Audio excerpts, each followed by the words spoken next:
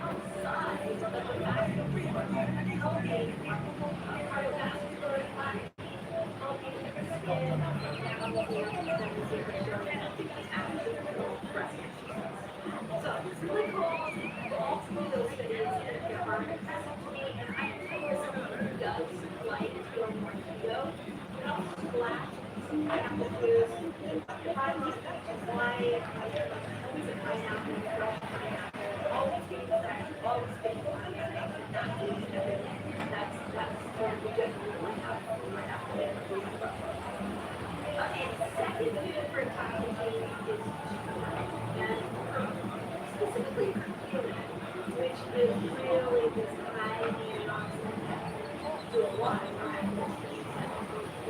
Turmeric and curcumin as anti-inflammatory. But in this video, we're learning that it's actually a lot more than it is that can come with a packaging. So, turmeric is good. Curcumin is known for positive function, it's known for inflammation. But there's a 2016 study in the biotechnology advances that found curcumin is specifically good at increasing mitochondria. Okay, not to get too complicated, but every single aspect of your body, specifically down to the cells, has an version of copy. So mito, which if you follow me for a while, mitochondria is where we are seeing the self-esteem of the mitochondria.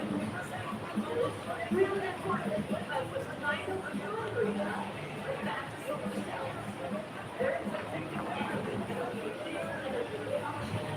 They also are upregulating the ions within the cells, so they're helping the cells detox. So when we're doing daily bouts of curcumin or turmeric, this would be one I would recommend you do daily. You could also even do this in your fasting mode and amplify it. You are actually encouraging these mitochondria, these powerhouses, to clean themselves up. And that's exactly what this study found, that early mitochondria in your cells destroy dysfunctional mitochondria. Ooh, this is an important one. I know I have to tell you this because this is the one that it just gets broken up enough. When cell decides to become a cancer cell, what happens is the toxins and the inner workings of the cells hijack the mitochondria. And when they hijack the mitochondria will grow, and instead of making ATP, they make lactic acid, which is what causes a lot of soreness. So when we're doing daily turmeric or curcumin, what's happening is you're getting rid of the dysfunctional mitochondria. You're cooling up these dysfunctional mitochondria so that they don't turn on you and become cancer cells.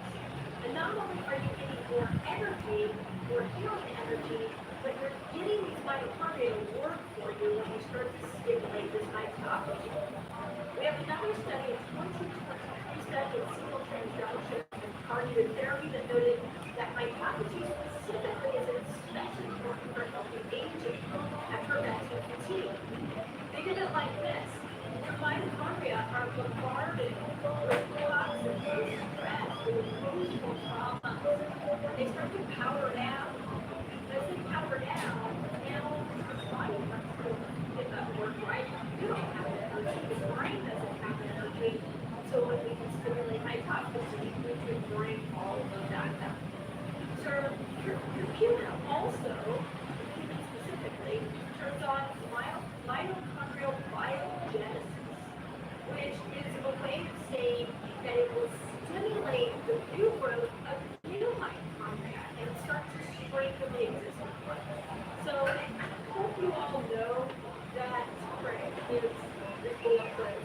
I've been studying this stuff for decades, and I do not find anything wrong with turmeric. I think the most important thing about turmeric is that we always have it with black pepper because it increases the curcumin's bioavailability by 2,000%. So please make sure that you are having curcumin or turmeric, whether it's supplements or whether it's in food, make sure there's black pepper in there because it activates something. Black to know the foods that will support hormones? Guess what? I have them for you already. It's a free giveaway. Just click the link below and I'll send you a list of all the foods that support amazing hormones. Okay, the third one, the last one, is also amazing herb or tea, which is green tea. I And gave you green tea and it's carrot, a lot and you brought me pineapple. and You fucking nailed it, man. You can switch the channel now. That was my 5 minutes. brain function and with nuts. Got it all ready. Hey. Like Trump says, the easiest death.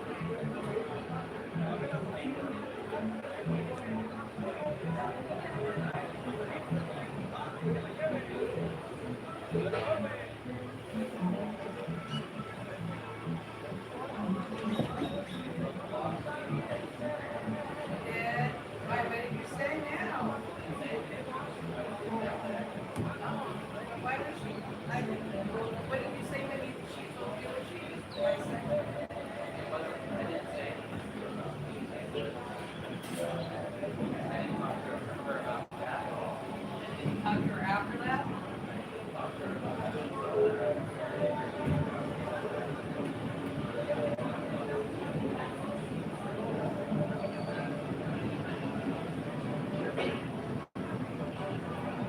It's not like you talk to me so much that it's going to change my behavior. You didn't talk to me before I said stuff about Trump.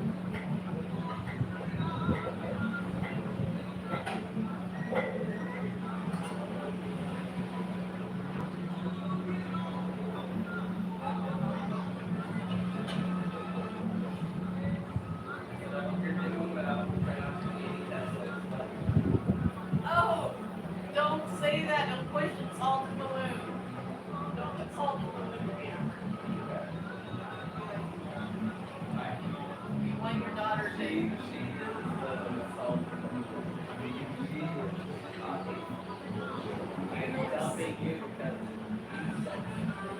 understand that you don't have to play.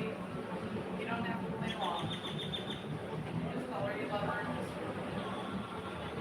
You would love to discuss things with her so that you can understand her viewpoint better. That it would require communication.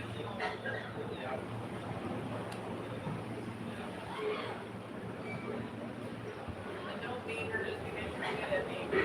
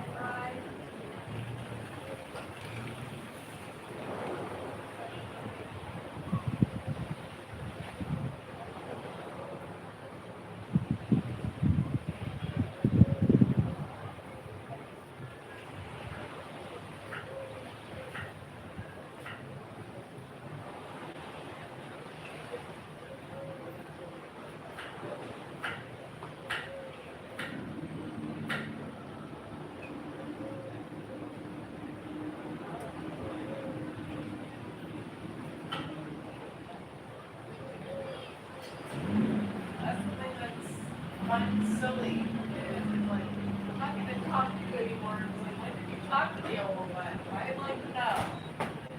Please explain. That's like, I'm disappointed that she can't talk to you just because you disagree. What's wrong with disagreeing and learning from each other? You know? Instead of shutting down conversation, let's see what you know and let's see what I know.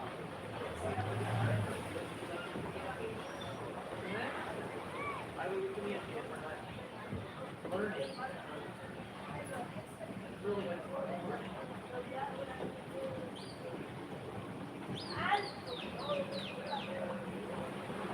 4chan was reportedly hacked, being explored, infamous for the emergence of anonymous. The infamous hacker on this fortune.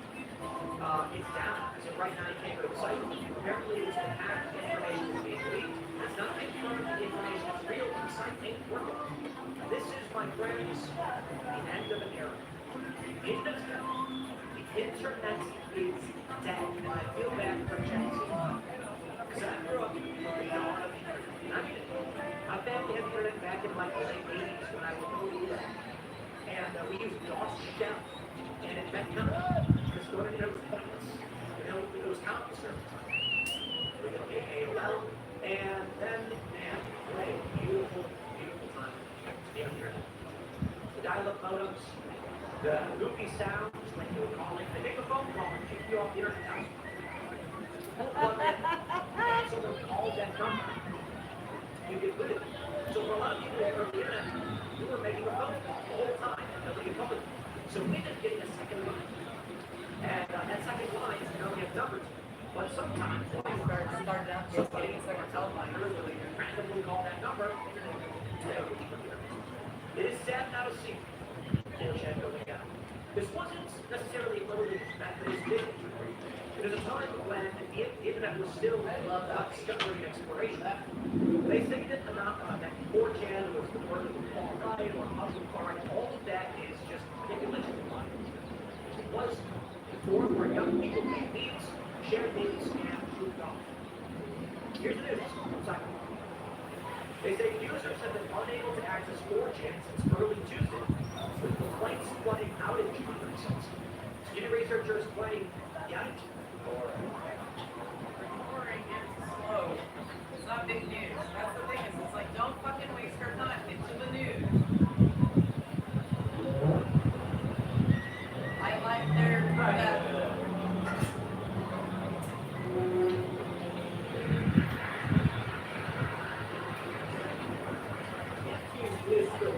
keep it on again.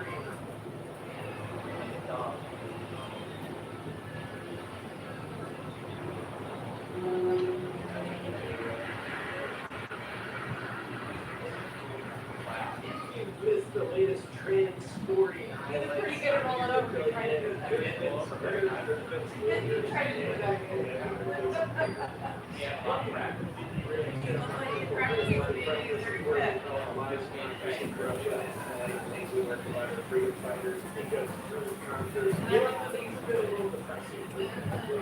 Trump took office, he makes the announcement like, hey, we're going to what's going on. And then he announces, men can't play in sports. Good my day. And technically they can, it's just schools that allow the federal funding. So, Now his wholesome, phrase is inspiring headlines. here. His phrase is going in here. Half of his mustache is gray and half of it is not. That's what your beard was like, remember? Half of your beard was gray and half of it was not.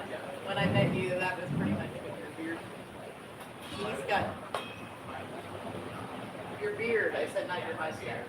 Your beard was like that. Half of it was gray and half of it wasn't gray. Remember you had that little streak? You had a Tulsa streak in your beard. Now your beard looks the same, and your mustache is still. Your mustache is with it, if not being a living crap out of them. They're just few and far between nowadays. So luckily, I've got some highlights for you. I also some lowlights for the Canadian sports. But over here in the Ugly country, they want people to say the word is called UK. So two men turns out face each other in the women's football championship match. Out of all the ladies in there, two men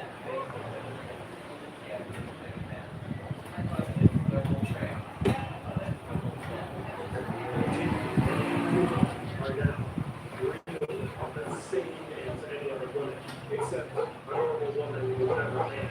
Aside from that, really the difference is like two women in the championship match are just like any other woman. And you can see that long hair, two men go face each other for a women's championship title and ultimately women's posters, and then two tonight in some stupid town in the UK. Here and Lucy Smith, ladies and gentlemen, both trans-identified males. This is being done with the liberal headline. All of the trans-identified males feel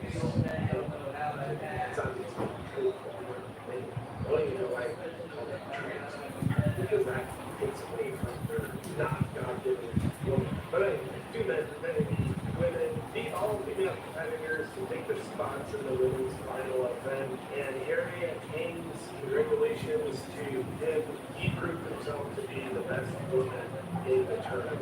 Now we'll take a look at a little article here. Now, in some highlights, first there are some statistics. So, 90% of Americans oppose allowing transgender athletes to play on sport teams that match their identity, and 19% who support it. That leaves with roughly 22% of people who apparently think not. I don't care. I've got other things to do. To me, the most telling part of this statistic, obviously, the majority of Americans oppose men maybe not women's teams. I still think that is just misogyny, but only 19% of Americans support men being able to protect their women and then play on women's sports teams. This is a 2025 statistic. If we rewind back to 2020, when even most people in the free women community back then were too afraid to speak their mind, that said it did speak behind cancel culture, transphobic, cancel culture campaigns are coming at you. I got my fair share of them things now. So nowadays, only 19% support it. They also have to wonder out of that 19% who is actually legitimate supporting it, who just feels pressure to say yes. But only 19 people support it. Times are changing, aren't they? I would guess back in 2020, only 19% of Americans would have at least been courageous enough to admit that they don't support this. Times are changing. Here's what people are saying. Pro pool player Harriet Haynes told the Independent in December. So Harriet's the woman. I never really consider myself a trailblazer. I'm just a woman who is trying to live my life. And all I want to do is just be treated the same as any other woman. I'm working in an environment, treated like a woman at single day, work all of PPC. The rest of that. There's quite more of only aspect of my life where I'm not. And of course, you probably know her by the names. She says on Twitter, LOL, they really took me the best man win to a whole new level. Congratulations to the better chief, Mr. Haynes. So Riley Haynes is a woman. Yeah, she is being a misogynistic man here. I'm suggesting that this guy had all the women was somehow cheating because he's a guy. Riley is enough. So keep in mind, only 19% of at least Americans actually support this. Former British Olympics winner Sharon Davies, on the campaign to the American girls and women competing in female sports, she campaigned to this men competing in women's sports, was among those who shared the news. She wrote on Twitter, "This is bloody ridiculous and grossly wrong in every way. Sports eager female players to do this." Yeah, journalist Piers Morgan, preposterous. Why anyone supports the cheating BS is utterly beyond. Another comment, one person wrote, but seriously now, why are your gender conditions illegal? There's no inherent male advantage there. That's incorrect. By the way, some people commenting on this story, like, hey, this is cool. It's not like boxing, MMA, or sprinting. Physical strength gives you an obvious advantage. Obviously, on the other hand, this is cool. So what's the matter? These guys are competing in women's division. Well, first on principle, they have a women's division. If it absolutely didn't matter, there wouldn't be a women's division. There is a women's division. If it was just like, hey, open, this is the open division. Doesn't matter men, women, like, cool. More men's people, but it would just be more fun to watch. Guaranteed. However, the perspective of, well, it's cool, strength doesn't necessarily give you an advantage, even though many people say it does, because it gives you more power out there. Brain. There's someone I'm listening to on the podcast, and they were talking about the neurological differences between men and women and brain wiring as it relates to food. And this person, according to me, according to how you hear me say, yeah, men actually do have an advantage in that. That's why the best pool players in the world are men. We'll get back to the video in just a second, but first, I want to tell you about red light therapy, what it does for me, and how I incorporate it into my life. Why does it even matter? Started since a women's division. And another thing, there shouldn't be men and women.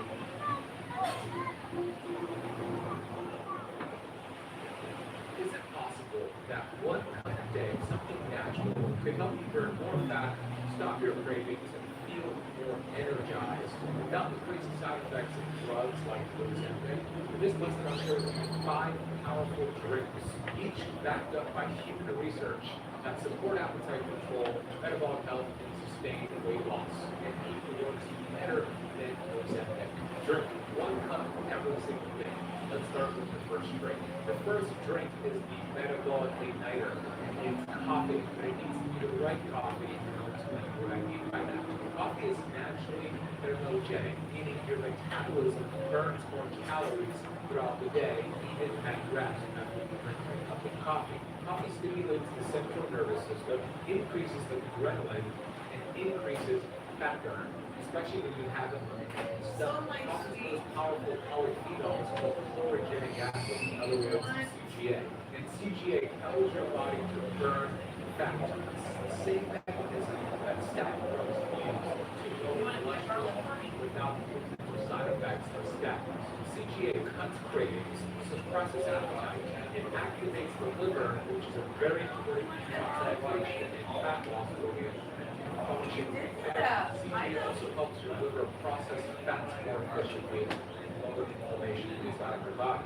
Coffee also helps with blood sugar imbalances, which lead to sugar cravings, carb cravings, and weight gain. The effect of this blood sugar balancing appetite inside of coffee decreases the risk of metabolic syndrome But you're still and gonna get structured and you're gonna get Friday. fat cells. Together with the caffeine in coffee, CGA helps to reduce belly fat by increasing the number of fat cells that are used for energy. It even works when you're sleeping. A Norwegian study found that individuals who drink high or low grade coffee suffer more weight than those concerned with lower CGA groups. You want to make sure your coffee is organic and there is a medium roast. Once the beans are roasted in medium, like a dark roast, for example, it produces about 75% of the fat lasting all of the Oh, is that what it is? Is that what it is? Purity coffee. I will get a bag of purity coffee for 15% off over at ketocampcoffee.com. I like it. And we are. This is cooking together.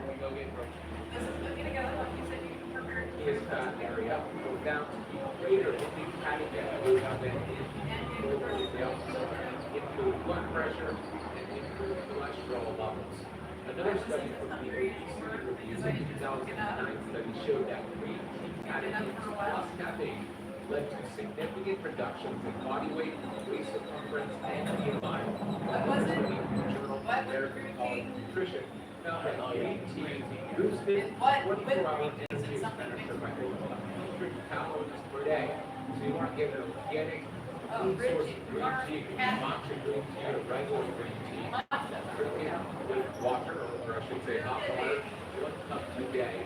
Avoid adding any sweeteners, and you can add some lemon to enhance the catechin absorption. The third drink that you want to consume is what I call the glucose stabilizer. This is apple cider vinegar. Apple cider vinegar slows digestion, blunts blood sugar spikes, and enhances insulin sensitivity.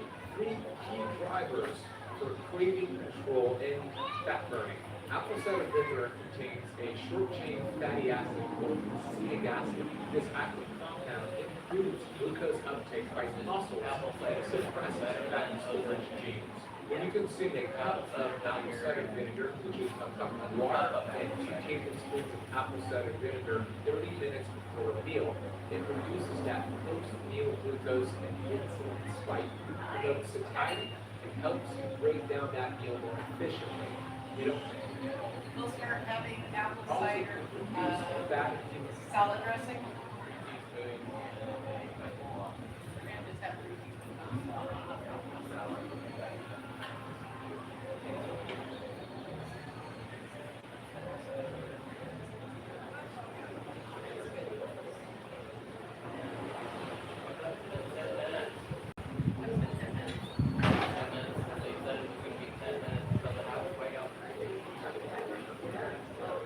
It's a big group.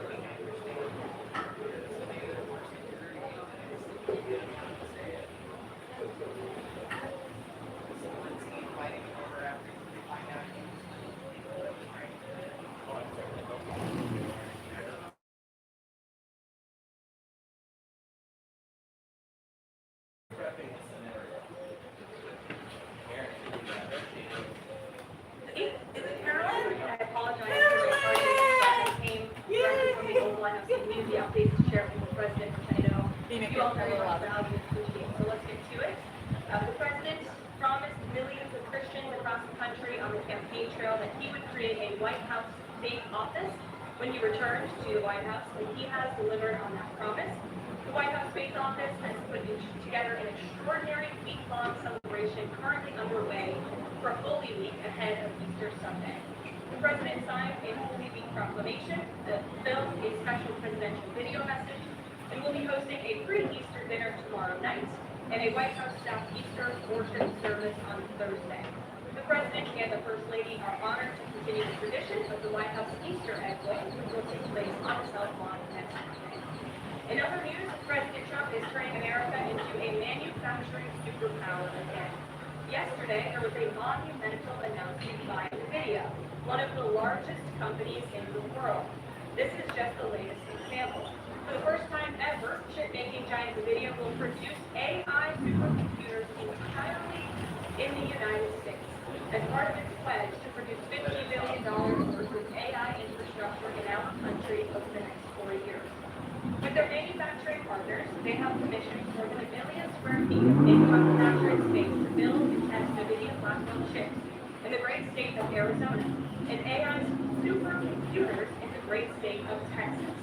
NVIDIA's founder and CEO Jensen Huang touted how the engines of the world's AI infrastructure are being built in the United States for the first time. This is the Trump effect. This follows trillions in other U.S. investments announced already, including $500 billion from Apple in U.S.-based manufacturing and training, $100 billion from TSMC in U.S.-based chips manufacturing, and the $500 billion private investment led by OpenAI, Oracle, and SoftBank in artificial intelligence infrastructure. Under President Trump, we're going to produce the cars, the ships, the chips, the airplanes, minerals, and medicines that we need right here in America at the hands of American workers. On the border, President Trump continues to break records and protect our homeland. According to CBP, Border Patrol apprehensions along the southwest border for the entire month of March 2025 were lower than the first 2 days of March 2024 under Joe Biden. Incredible law enforcement officers are arresting violent illegal aliens from American communities every day. Here are a few examples of the latest ICE report which I received this morning. ICE Los Angeles arrested a 54-year-old citizen of Mexico convicted of rape by threat, sodomy with a person under 14 years, and kidnapping in San Jose, California. ICE Houston has arrested a 23-year-old citizen of Mexico convicted of predatory criminal sexual assault of a child in Cook County, Illinois. ICE Houston arrested a 64-year-old citizen of Honduras convicted of murder in Los Angeles County, California. ICE Chicago arrested a 49-year-old citizen of Guatemala convicted of assault and arson in Prince William, Virginia, not far from here. ICE Denver arrested a 36-year-old citizen of Mexico who is registered as a sex offender and has been convicted of sexual assault of a child in Lake County, Colorado. ICE Baltimore arrested a 50-year-old citizen of China convicted of sex trafficking in Bel Air, Maryland. And ICE Boston arrested a 46-year-old citizen of Jamaica convicted of 3 counts of rape of a child and 2 counts of indecent assault and battery of a child under 14 in Boston, Massachusetts. President Trump and our administration will not rest until every single violent illegal alien is removed from our country. The safety of the American people is too important to settle for anything less. On that note, the Democratic media outrage over the deportation of Rodrigo Garcia, an MS-13 El Salvadorian illegal alien criminal who was hiding in Maryland, has been nothing short of despicable. Based on the sensationalism of many of the people in this room, you would think we deported a candidate for Father of the Year. That's because, unfortunately, many in this country care more about this quote-unquote Maryland father, a legal alien MS-13 gang member, than a Maryland mother and an American citizen who was brutally murdered at the hands of a different illegal alien. Of course, I am referring to Rachel Lauren. And if you didn't see yesterday, a Maryland jury found illegal alien Victor Antonio Martinez Hernandez guilty of murdering Rachel Lauren in August of 2023. She was a 37-year-old mother of 5 who was jogging in an otherwise safe community northeast of Baltimore when this monster ambushed, strangled, and beat her to death before stuffing her brutalized body in a tunnel drain. The Morin family finally got justice yesterday, but they will never get Rachel back. Our hearts go out to Rachel's family, her 5 children, and her mother, Patty, who has suffered the unimaginable loss of her daughter. In case you missed it last week, President Trump signed a national security presidential memorandum directing federal agencies administering federal land on the border to make land available to the Defense Department in a new national defense area. This followed the President's Day 1 executive order committing his administration to marshal all available resources and authorities to stop the unprecedented flood of illegal aliens into our country and to obtain complete operational control of the borders of the United States of America. Once again, the President is fulfilling another key promise. This new national defense area spans more than 170 miles across our border to New Mexico. But in the coming weeks, this administration will add more than 90 miles in the state of Texas. This national defense area will enhance our ability to detect, interdict, and prosecute illegal aliens, criminal gangs, and terrorists who are able to invade our country without consequences for the past 4 years under the Biden administration. It will also bolster our defenses against fentanyl and other dangerous narcotics that have been poisoning our communities. With all of this work being done to make America great again, we continue to see a positive response from the American public. A brand new poll published in the Daily Mail and JL Partners this morning found that President Trump's approval rating is at an all-time high. That's because the President is working tirelessly to keep his promises to the American people, as I just saw him doing today in the Oval Office. We have a reporter in our new media team today, Matthew Foldy. I like to boost Matt, who is the editor-in-chief of the Washington Reporter. Washington Reporter is a new, fast-growing outlet that breaks stories about legislation and interviews leaders in Congress and across the administration. The publication's readership includes the highest levels of business and government. And with that, please give me something. And we've interviewed you as well. So Caroline, thanks so much for having me here on behalf of our readership and millions of Americans who I think appreciate what you're doing with the new media scene here, making this more accessible. I'm curious with Harvard, we saw the Trump administration today announced it's cutting around $2 billion, raising $2 billion in funds to Harvard because the campus has serious problems with violence and anti-Semitism. We saw President Obama sign with Harvard, which rejected the Trump administration's demands. I'm curious, where does the administration see this going with Harvard and with other colleges and universities in America that are refusing to reform in the wake of the sort of craziness that we've seen take over some of them? Thank you, Matt, for being here. Thanks for the question. When it comes to Harvard, the president's position on this is grounded in common sense, in the basic principle that Jewish American students, or students of any faith, should not be illegally harassed and targeted on our nation's college campuses. And we unfortunately saw that illegal discrimination take place on the campus of Harvard. There are countless examples to prove it, particularly with the stunning confession by then Harvard President Claudia Gay, who said that bullying and harassment depended on the context. The president at that time made it clear to the American public he was not going to tolerate illegal harassment and anti-Semitism taking place in violations of federal law. So the president made it clear to Harvard, follow federal law, no longer break Title VI, and pass by Congress to ensure those students be discriminated against on the basis of race. And you will receive federal funding. Fortunately, Harvard has not taken the president or the administration's demands seriously. All the president is asking, don't break federal law, and then you can have your federal funding. I think the president is also begging the good question. More than $2 billion out the door to Harvard when they have a more than $50 billion endowment. Why are the American taxpayers subsidizing a university that has billions of dollars in paying already? And we certainly should not be funding a place where such grave anti-Semitism exists. Maryland, and I think most Marylanders appreciate what you were saying today. You've seen that Chris Van Hollen, who was Rachel Warren's senator, basically threatening to fly down Salvador to press for the release of someone who's in America illegally, and not as much sort of from him about Rachel Warren's horrific murder and the verdict that was, I think, rightly reached yesterday. What does the administration think about the priorities we're seeing from Senate Democrats in terms of illegal immigrants instead of the work that agencies like ICE and DHS are doing in the country? It's mind-boggling, the priorities of the modern-day Democrat Party. I think it's atrocious that you have Democrats in Congress on Capitol Hill who swear an oath to protect their constituents and to serve them in Washington, D.C., spending more time defending illegal immigrant gang members than their own constituents and law-abiding American citizens like Rachel. And I saw the president personally on the campaign trail, and I continue to see him in his role as president of the United States put American families first, reach out to the victims, the families of victims at the hands of illegal immigrant crime, and frankly, the actions and the words of the Democrat Party proved they could not care less about the American public. And maybe if they did, they'd see a bit higher approval ratings right now. Thanks for being here with us today. Peter. Thank you, Caroline. Follow up on something you just said.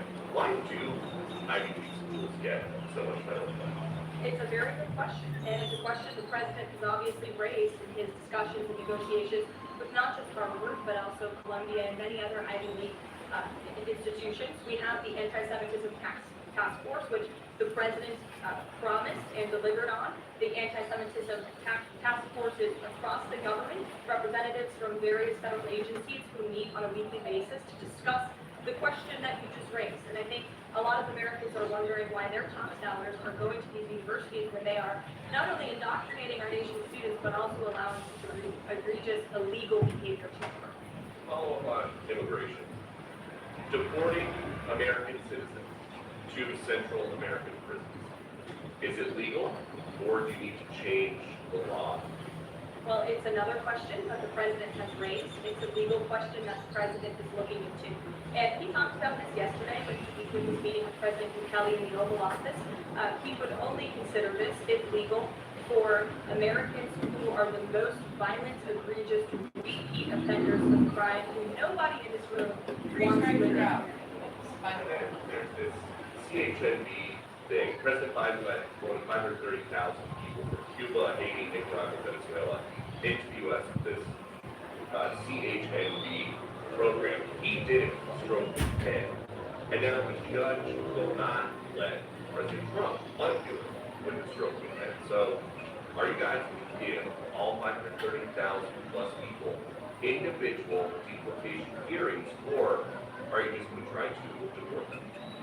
I spoke to the White House counsel's office about this morning. It's obviously another rogue district court judge is trying to block the administration's mass deportation efforts with this latest injunction. We will find this in the court of law, and we will ensure that every individual who illegally entered our country and was really taken advantage of by the previous administration because they abused the parole system in this country to fast track legal status, as they said, for these illegal immigrants. And they completely abused our legal system. Many of these paroled individuals were then given temporary protected status, which the intention of that TPS was only supposed to be used in times of war or storm or destruction in the home countries of these migrants. It was completely abused. These migrants came here for economic reasons.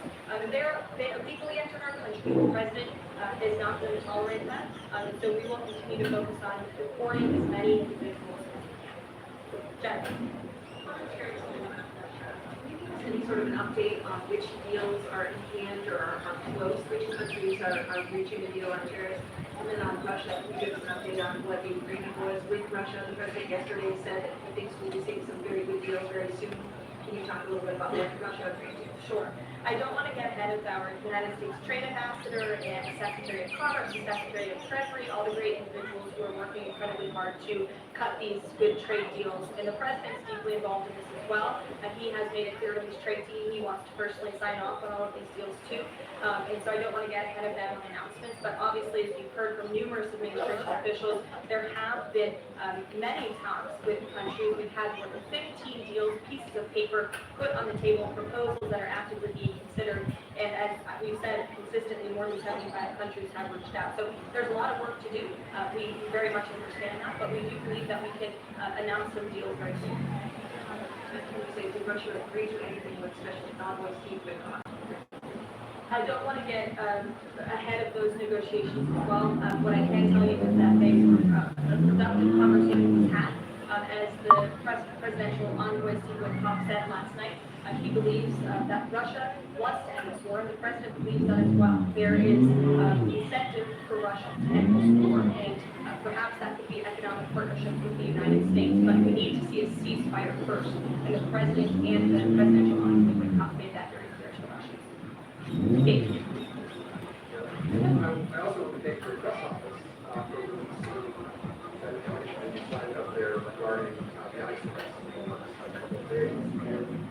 I have it right here, but what I would ask is, why not release the same information for those who don't know? Well, Well, first of all, the information was released by the Department of Homeland Security. The individuals on the flights to El Salvador are foreign terrorists, and those are counterterrorism operations. They are much different than the arrests and final order of removals that you see on a day-to-day basis that law enforcement agents are conducting around the country. So that was not.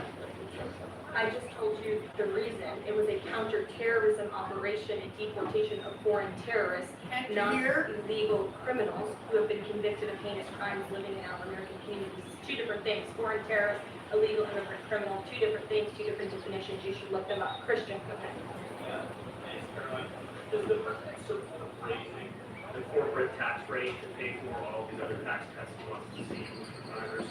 Look, I've seen this idea proposed. I've heard this idea discussed, but I don't believe the president has made a determination on whether he supports it or not. And then secondly, do you have the information on the status of Keith Alexander? The last that they lost contact with the union or the hand following an Israeli airstrike.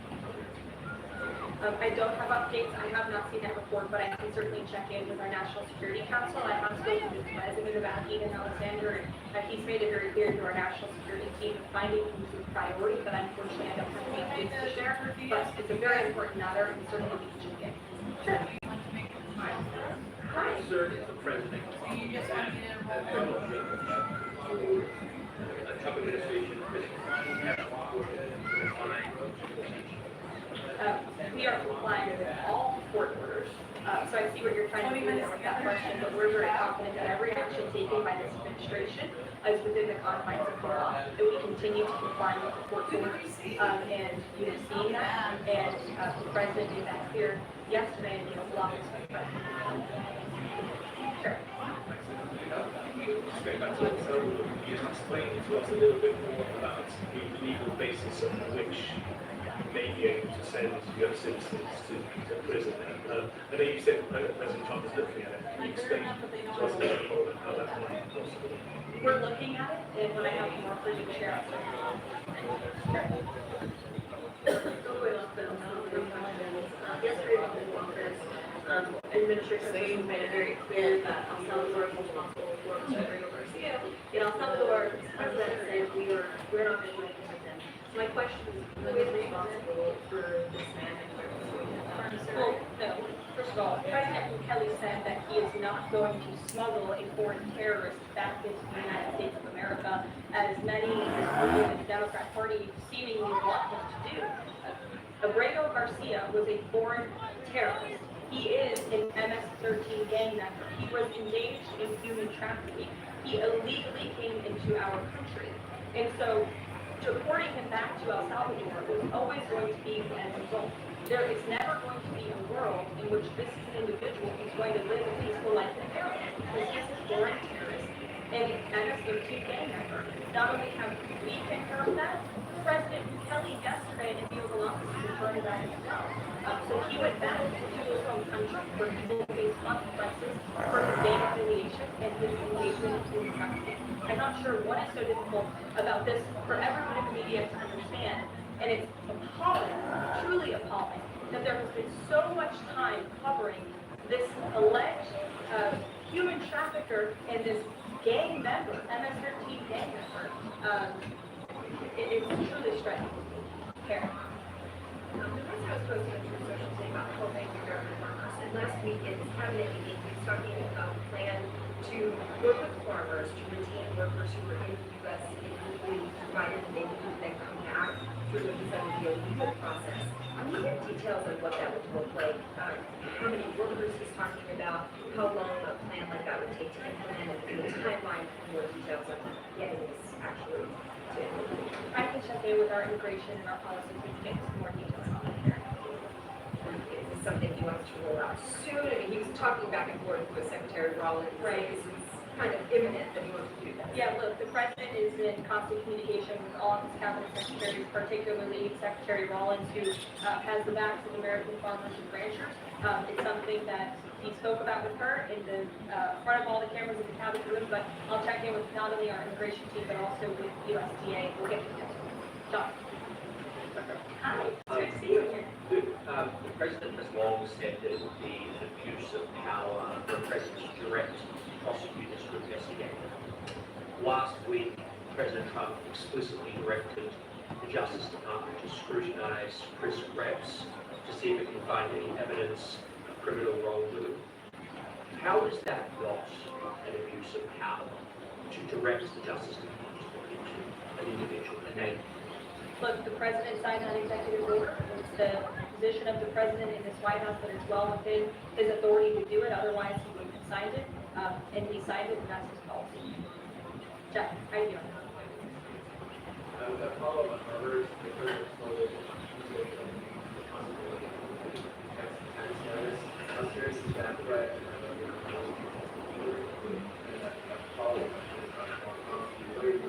Can you give us an update on what the president wants to come from the next round of Harvard? Sure. First, when it comes to Harvard, as I said, the president has been quite clear they must follow federal law. He also wants to see Harvard apologize, and Harvard should apologize for the egregious anti-Semitism that took place on their college campus against Jewish American students. There were professors who said that he had engaged in discriminatory behavior against Jewish students. Of course, you had the former president of the university They saying have the millions of dollars, they have $9 billion that we you know also about. had a campaign of regard Yeah, that we all saw probably play out. that we Before know the about. cameras, the They university probably failed to have impose $9 billion formal that we know discipline on any about. students for this anti-Semitic conduct violations, including the occupation of the campus building and the disruption of classes and bulldoors. The president believes Harvard should apologize to its Jewish American students for allowing such egregious behavior, as with a tax exempt status, and would agree with the IRS for any updates. I do want to answer your question on Iran. Of course, the maximum pressure campaign on Iran continues, but as you know, the president has made it clear he wants to see dialogue and discussion with Iran while making his directive about Iran never being able to obtain a nuclear weapon quite clear. And the president spoke to the Sultan of Oman today, who helped facilitate these talks. I have a readout for all of you. He held a call with the Sultan of Oman today, and he thanked him for hosting the first direct meeting between the United States and Iran, and emphasized the need for Iran to end its nuclear program through negotiations.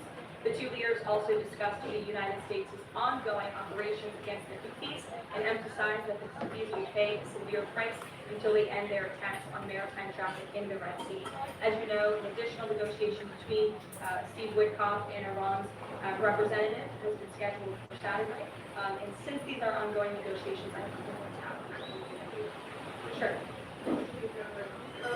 The president said that Iran will never have a nuclear weapon. Is the focus on dismantling the entire nuclear program, or just restricting enrichment of uranium or the missile program? The president does not want to see Iran have a nuclear program, does not want Iran to obtain a nuclear weapon. He's been very clear about this. Shelby, you have a seat today. Stolen. Glad to see it. Two quick ones on TikTok. First, the president is expecting this TikTok ban that's now June 19th. China doesn't come to June time. Well, June 19th is a long ways away, obviously. I think it's 2 months away. 2 months is a long time in the Trump administration. As you have all seen, we work at Trump speed around here. We get a lot done, so definitely don't want to get ahead. As the vice president continues to lead these negotiations and talks, the president's involved in their own. The president speaking to the in order to get a TikTok ban done. Is that possible? Look, the president has made his position on China quite clear. Although I do have an additional statement that he just shared with me in the Oval Office. The ball is in China's court. China needs to make a deal with us. We don't have to make a deal with them. There's no difference between China and any other country, except they are much larger. And China wants what we have, what every country wants, what we have, the American consumer. Or to put it another way, they need our money.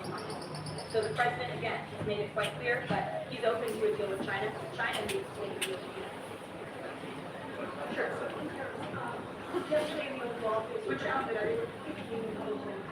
Nice to see you. Yesterday, the Oval Office recommended and help for automakers. I'm wondering what that looks like. Is it tariff relief on the 25% tariffs that are in place right now, or the new tariffs that are coming up in May on all the cars? And second, on Canada, President Trump's tone when it comes to Canada news relations, Canadians have noticed it's shifted a bit in the past few weeks. Ever since the election campaign started, he stopped talking about Canada becoming the 51st state, at least publicly. I'm wondering if that's on purpose and why. I would reject the president's position on Canada Perhaps he just hasn't been asked about Canada by questions from this group in the Oval Office, but they see him almost every day. But the president still maintains his position on Canada. The United States has been subsidizing Canada's national defense, and he believes that Canadians would benefit greatly from becoming the 51st state of the United States of America. As for autos and auto parts, I don't have anything to read out for you there, but I think the point the president is making is flexibility, and he has flexibility when it comes to negotiations and talks, but ultimately his goal in his fair trade deals that he is pursuing with many countries around the world is to put the American worker first. And we had automakers and auto workers here at the White House on Liberation Day who believe in this president and his negotiating ability to put them first and to bring those jobs back to the United States of America. And the president's been very clear about that in his conversations with the automakers as well. Yes. On Ukraine, this past weekend, Zelensky offered an invitation to President Trump, extending an offer for him to visit Ukraine. Just wondering if there's any update on that, we've seen that offer. Actually, I haven't talked to the president about that, or if he saw Zelensky's offer. I'm sure he did. I haven't spoken to him about it. I can ask him what he thinks. I certainly don't have any plans to share on potential trips to Ukraine. And this last week, Chinese officials were posting videos on social media sites depicting Trump, J.D. Vance, Elon Musk, in AI-generated videos working in factories, putting together Nike shoes and iPhones and cars like that. Does the White House, have they seen these videos? Do you guys have a response to them? I have seen videos. I'm not sure who made videos or if we can verify the authenticity, but whoever made it clearly does not see the potential of the American worker, the American workforce. The president believes in the American people, and he knows that we have the best, not only consumer base in the world, but also the best workforce in the world, and that's why he's so focused on bringing investments home in shoring up our critical supply chains and bolstering our manufacturing as well. Brett? Members of Congress trade stocks. I'm certain that's something the president would be interested in looking at, and I can ask him if he would support such a bill. Sure. Yes. I have a question about the president's post this one. Farmers, yes, farmers is still going. But a lot of farmers that I've talked to in the last week or so have said, they're in the middle of the spring planting season, and that a trade war makes everything sort of up in the air. And what would this message to them be? And also, is there anything specifically planned to provide relief by President Trump last night? Yes, well, relief is being considered. The Secretary of Agriculture, I know, has spoken to the president about that, and again, it's being considered. And as for the president's message to the farmers, he put it out himself. He can speak for himself much better than I can speak for him. And so I would just direct you to the statement he had, telling the farmers again, reiterating his support for them, and that he has their backs, which he certainly does. Kelly, in the back. Two questions. The first one, a Georgia man was just arrested over alleged threats to kill Director of National Intelligence Tulsi Gabbard. Reportedly, there is now increased security about the FBI Deputy Director. Can you talk about the level of trust against various administration officials and then a second one on content? I'm sorry to hear that. I have not seen that report. It's very unfortunately, and obviously the White House, the president, and the entire administration condemn any threats and violence against any administration officials or public officials on both sides of the aisle here in Washington, D.C. It shouldn't be tolerated, and we commend the local law enforcement agencies for arresting this individual. Biden, former President Biden, he's set to deliver his first major speech since leaving office tonight. Plans to talk about what have been the Social Security under the current administration, closing of offices, longer wait times, larger seniors and people with disabilities to access benefits, what Democrats have been saying today. I wanted to get the president's response, or if he plans to respond to this, and comments on what Democrats are calling plans to Social Security. My first reaction when seeing former President Biden was speaking tonight was I'm shocked that he is speaking at nighttime. I thought his bedtime was much earlier than his speech tonight. I understand the topic of his speech would be Social Security. Let me make it very clear ahead of former President Biden's remarks. The president, this president, President Trump, is absolutely certain about protecting Social Security benefits for law-abiding, tax-paying American citizens and seniors who have paid into this program. He will always protect that program. He campaigned on it, he protected it in his first term, and he's back again to continue protecting it. On the topic of Social Security, I have some news before I let you all go. Later this afternoon, the President will be signing a presidential memorandum aimed at stopping illegal aliens and other ineligible people from obtaining Social Security Act benefits. The memorandum will direct the administration to ensure ineligible aliens are not receiving funds from the Social Security Act programs. It will expand the Social Security Administration's fraud prosecutor program to at least 50 U.S. attorney offices and establishes a Medicare prosecution program in 15 U.S. attorney offices. The memorandum will also require the Social Security Administration Inspector General to investigate earning reports for individuals aged 100 or older with mismatched Social Security records to combat identity theft. And the memorandum will direct the Social Security Administration to consider whether to reinstate the use of civil monetary penalties against individuals who engage in Social Security fraud, an effort that has been paused for several years. These taxpayer-funded benefits should be only for eligible taxpayers. And President Biden speaks about what he did in his last term, which has allowed tens of millions of illegal people into our country, many of whom fraudulently received these benefits. So you'll hear from the President on that later, and we will see you later in the peace term. Bye, guys.